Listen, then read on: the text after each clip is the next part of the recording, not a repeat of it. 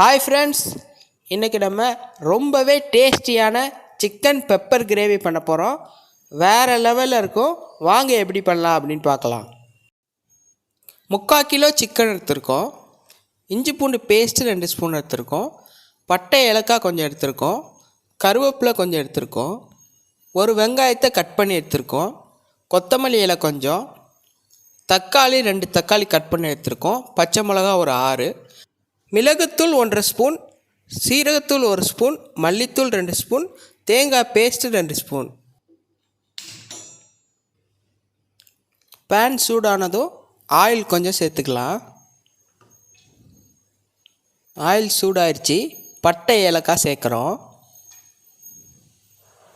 Cut பண்ணி வச்சுருக்க வெங்காயத்தையும் சேர்க்குறோம். கருவேப்பிலை கொஞ்சம் சேர்க்குறோம். லேசாக வதக்கிக்கலாம்.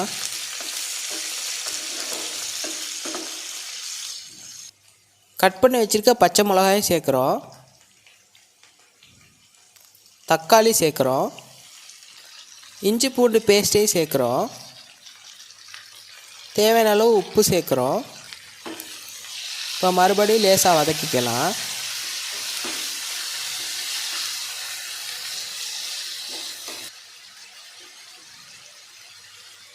இப்போ கொஞ்சம் நேரம் மூடி வைக்கலாம்.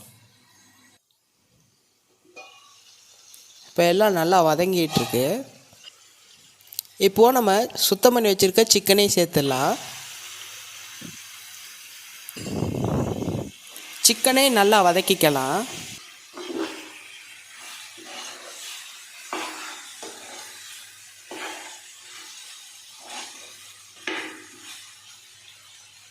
சிக்கனுக்கு தேவையான அளவு உப்பு சேர்க்குறோம். இப்போது கொத்தமல்லி இலையும் கொஞ்சம் தூவிக்கலாம். தூவி நல்லா மிக்ஸ் பண்ணிக்கலாம்.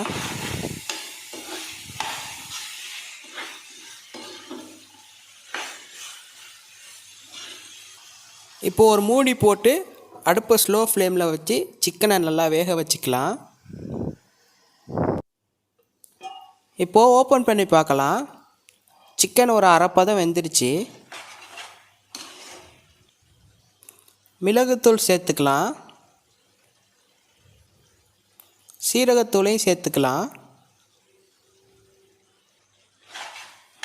இப்போது இதை மறுபடியும் நல்லா மிக்ஸ் பண்ணி கொஞ்ச நேரம் மூடி வைக்கணும்.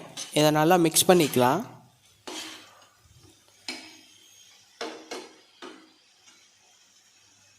இப்போது மறுபடியும் மூடி ஸ்லோ ஃப்ளேமில் வைக்கிறோம். இப்போது ஒரு பவுலில் மல்லித்தூள் சேர்க்குறோம்.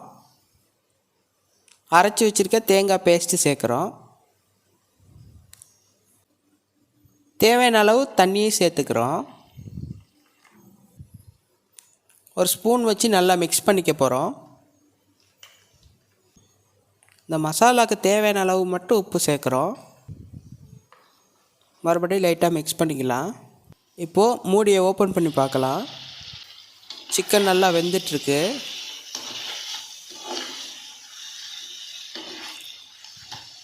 மறுபடியும் லைட்டாக மிக்ஸ் பண்ணிக்கலாம்.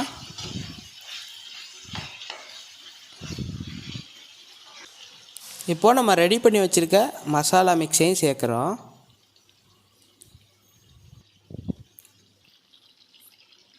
கிரேவிக்கு தேவையான அளவு தண்ணியும் சேர்த்துக்கிறோம்.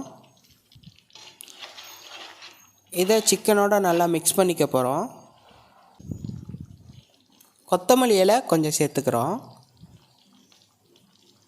சேர்த்துட்டு ஒரு நிமிஷம் மூடி போட்டு வைக்க போகிறோம். 1 நிமிஷம் கழித்து ஓப்பன் பண்ணி பார்க்கலாம். பாருங்கள், அருமையாக சிக்கன் குக் ஆகிட்டுருக்கு. சூப்பராக வந்திருக்கு. இப்போது இதில் இன்னும் டேஸ்ட் சேர்க்க 1 ஸ்பூன் மிளகுத்தூள் சேர்த்து லேசாக மிக்ஸ் பண்ணி விட போகிறோம்.